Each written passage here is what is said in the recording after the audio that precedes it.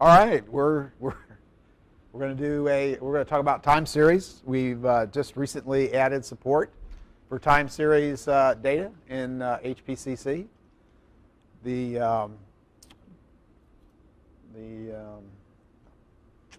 So what is a time series and why do we care is one of the things that we're going to talk about.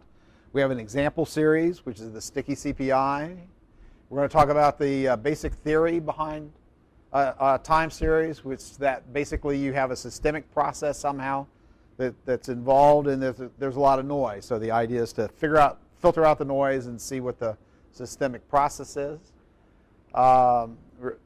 The approach that we use for time series is the Jenkins methodology, and that's what's behind ARIMA, which is basically identifying the model, estimating the model, diagnosing the model, and then using it to forecast. We'll talk about where time series is likely to go, and conclusions, and of course questions and answers. Yes. So basically it's a sequence of values over time with some time period. Okay. So if I had taken a set of events, such as people walking into a room, right, and I said that's a time series, that wouldn't be quite right. That would be an event series. And I can use an event series in something like a spectral analysis, which is the dual of a time series. What I need to do in a time series is have a fixed interval, and I would say how many people arrived in the room at interval 1, how many people arrived at interval 2, how many at interval 3. That would be a time series. So that's kind of a difference. So a lot of times what you have is event data. So the very first thing you have to do, of course, is to change your event data into a time series. Time series data is very common. Shows up all the time. Lots of stuff. I mean, basically, time is one of the environmental factors that's like water to a fish. We really don't even recognize that it's passing a lot of times.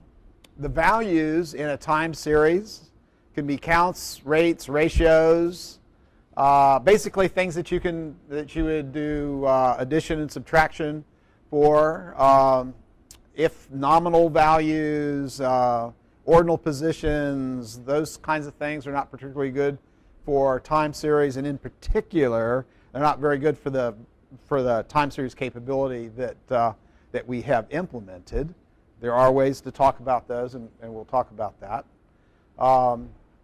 So you need a constant interval. If it's not naturally so, this is again the event thing. You need to take events and map them into interval data instead of event data. A lot of times you really do have ordinal or nominal data. So you have things like a particular kind of event, or you have a set of different kinds of events and they occur. And so what you're after is you're predicting. You want to model, how many left turns happen for every right turn, right? So you do have that, and you can use time series on that. The statistics that we use for this implementation requires real numbers, not nominals or ordinals. If we need nominals and ordinals, that drives us into the realm of non-parametric statistics, which we can do. It's just we don't do it for this one. But so if you do have a particular application where you're thinking you have series data that is nominal or ordinal in nature, then do let me know. Okay, so why do we care? Well, it's commonly used to forecast or predict things of interest. A lot of times you'll want to predict the CPI because you're interested in what's going to happen to the bond interest rate. That's a nice econometric model. You might want to know what your economic order quantity is, so, or how many cold beers are you going to sell.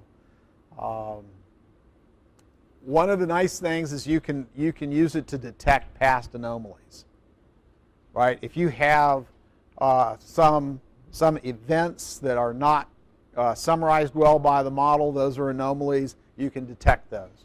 A lot of times that's of interest if you're doing look back on log data, because you're trying to find, gee, was security breach? Did I have a break-in? Did a data exfiltration event happen? Those kinds of things would be an anomaly that you could see with a time series analysis. And it's just another good tool to take observational data and discover what the systematic variation is, because that is the theory of time series. You have systematic variation and you have noise, so you want to strip out the noise. All right, the sticky CPI, and this particular graph is one of the graphs that you can get right out of the IDE, right? So if you do your data and you look at your data, you can get this particular plot. This is a scatter plot. The sticky CPI data is freely available. It's from the St. Louis Federal Reserve. Here's another view of it in bar format. These are not as enlightening as this particular view, which is not one that you can get from our tool. But Gordon has told me that line charts are coming shortly, and in a soon release of the IDE, he's going to support line charts, so you can look at something more friendly, or more prettier than the bar chart or the scatter diagram, which were kind of ugly. All right. So the basic theory, again, systematic process, random noise. There are lots of ways that you can model systematic processes: sine waves, other periodic functions, exponential smoothing, moving averages, quadratic functions, auto-regression. Box and Jenkins in the late 60s developed a particular methodology where they figured out a way to cover a lot of the cases with simply a combination of auto-regression and a moving average.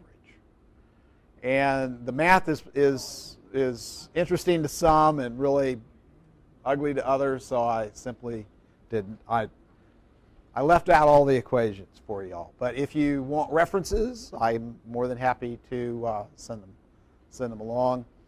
You can also look at time series data as spectrum, and you can analyze it with signal processing techniques. So you can do fast Fourier transforms and things like that.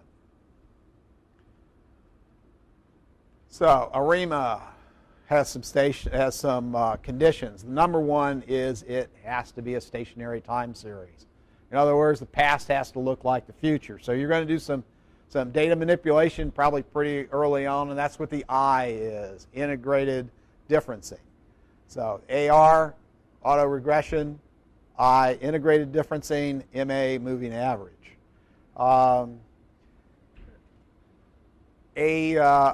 fundamental assumption is that each period is identical and independent, right? Or the noise is identical and independently distributed. That's IID.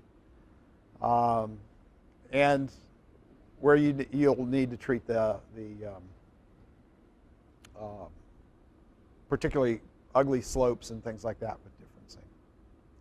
And you can think of differencing as taking the derivative, right? So if you have a square function, you take the first derivative, and now you have a line, right?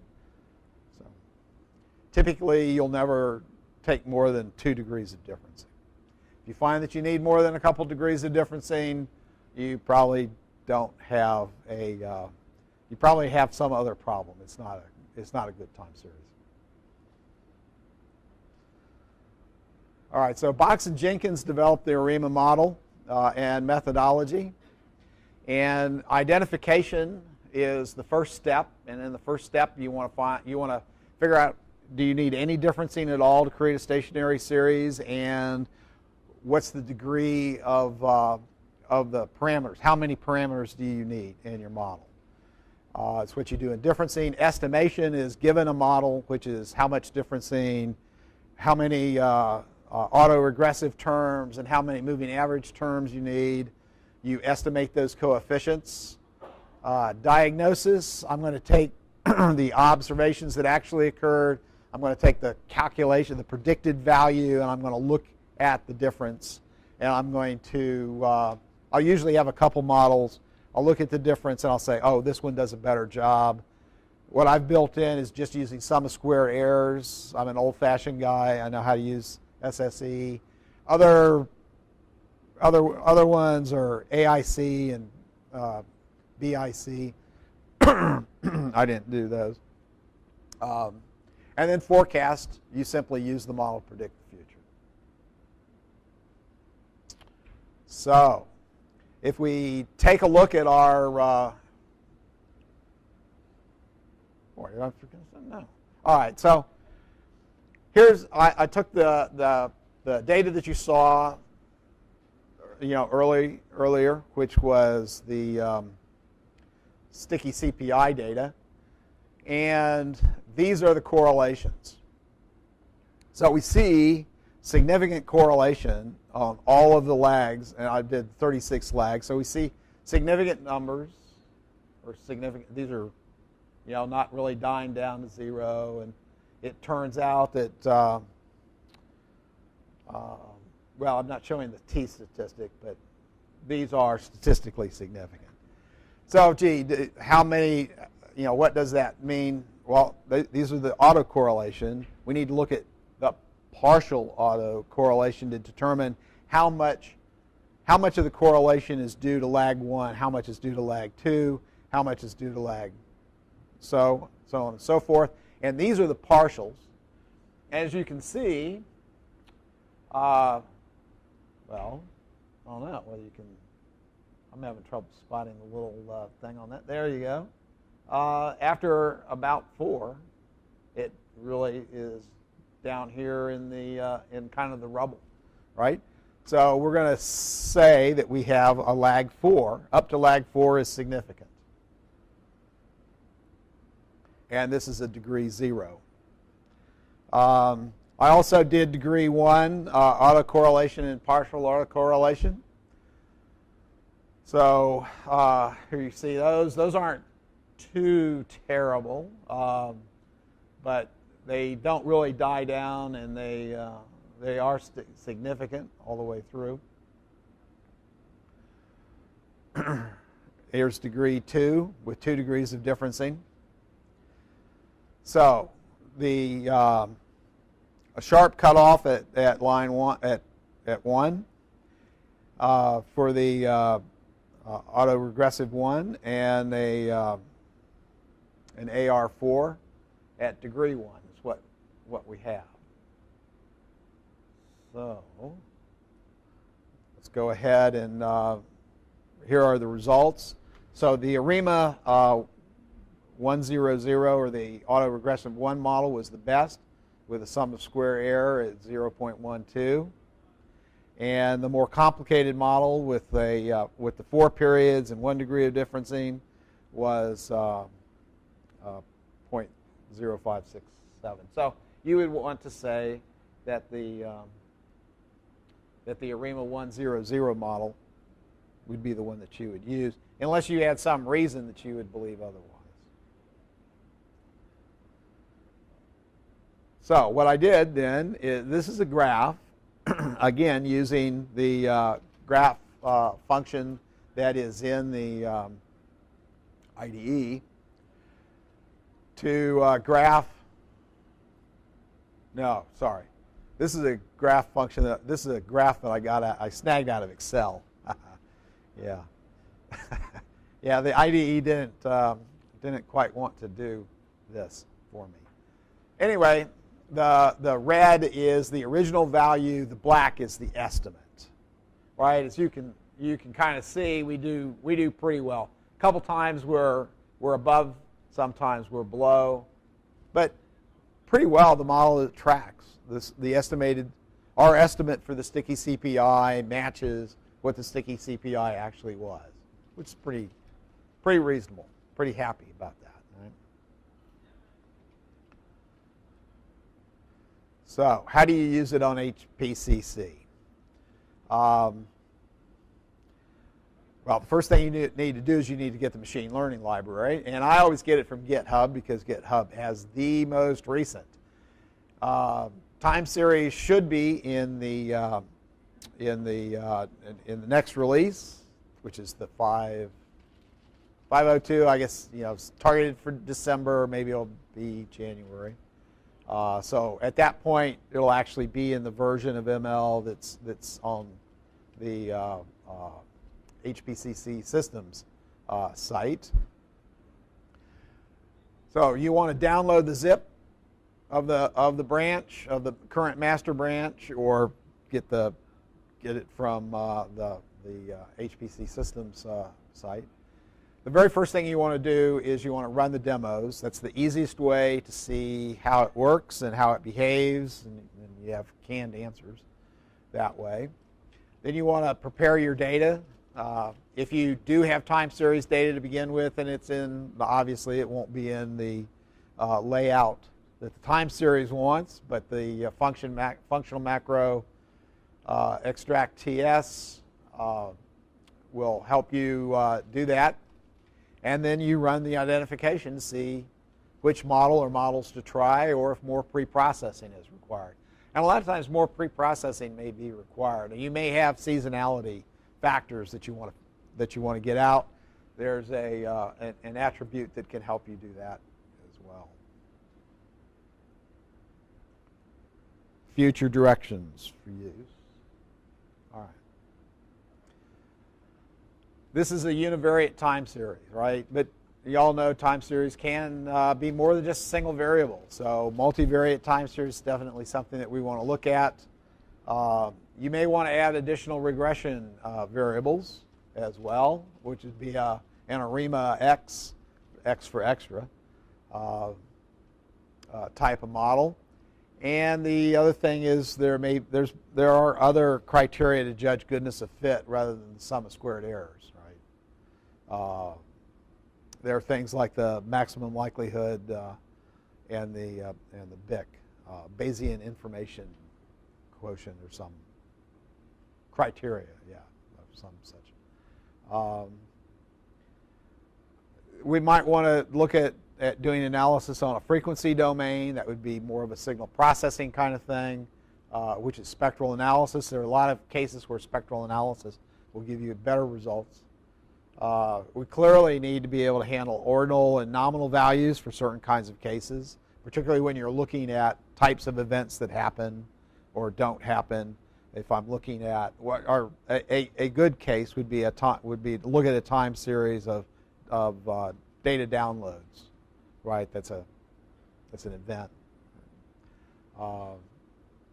So in other types of functions other than auto-regression and moving average, typically trigonometric and quadratic functions are the next ones.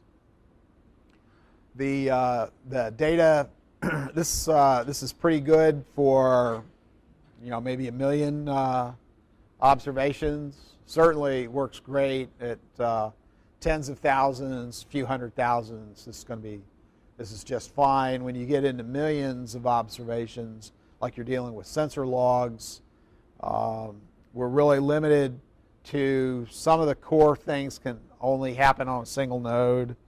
So all the data has to fit in that node, which is a bit of a problem, but we want to extend that and use the PB-BLAS function, which is basically dense linear algebra support, where the matrix is larger than what can fit on a single node. So when we have that in place, then you'll be able to do some really massive time series data sets. So it's a new tool, several uses. And really, it's not just good for prediction. It's anomaly detection. Is in our business, anomaly detection is probably the best use case that we have. Most of the time, prediction just isn't really what we want, but we do want to spot anomalies, like the number of moves somebody makes in a year or a lifetime or something like that. So there is a good use case.